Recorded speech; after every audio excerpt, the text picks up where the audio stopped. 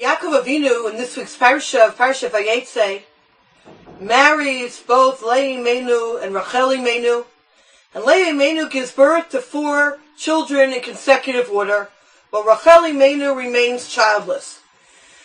The dialogue that Rachel Imeinu has with Yaakov Avinu over this situation is a very poignant one, a very emotional one, and I think serves for us as a basis to learn a tremendous amount about life struggles that we go through, both from the perspective of the one going through the difficulty, as well as the one who's a part of the family who's trying to support the one going through the difficulty. The Psukim read the following at the beginning of Parak Lamed, chapter 30, source 1.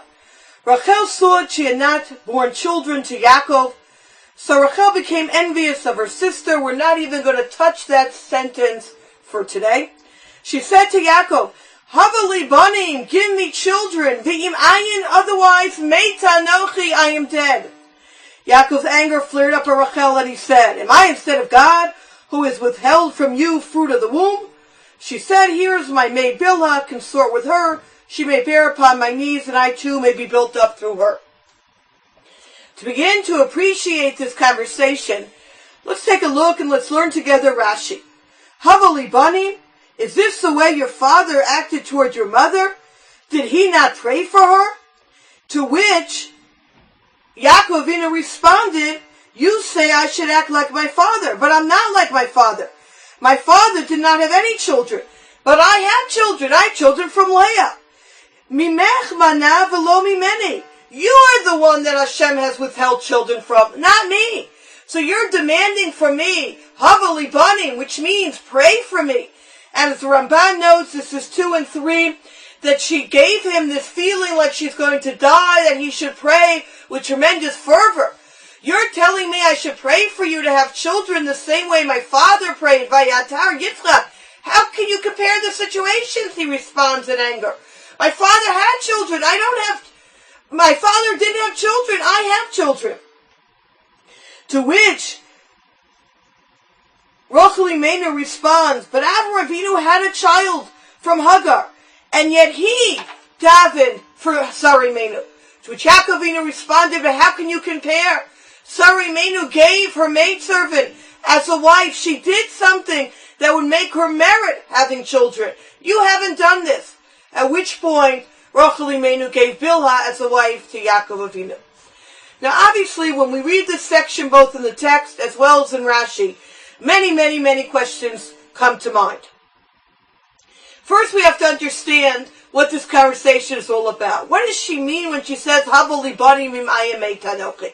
What's the anger of Yaakov Avinu, Vayicharaf Yaakov, that Yaakov gets angry at her? And is this the way to respond from you?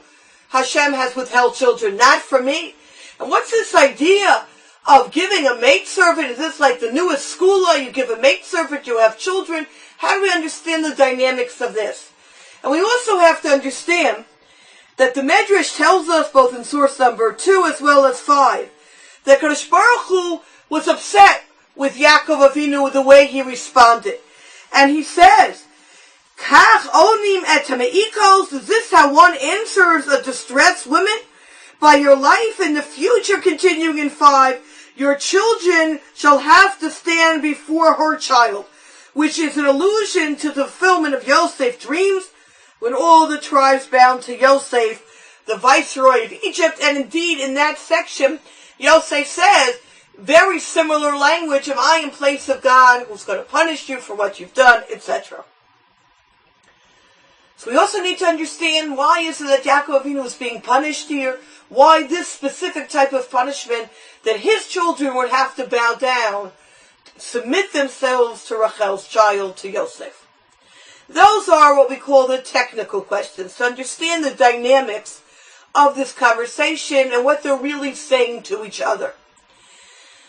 Aside from answering these questions, which we will do on Mirz Hashem 3 different levels, with 2 levels in level 1 and 2 Mirz Hashem, I'd like to look at this section simultaneously in a much larger vantage point, in almost the forest view.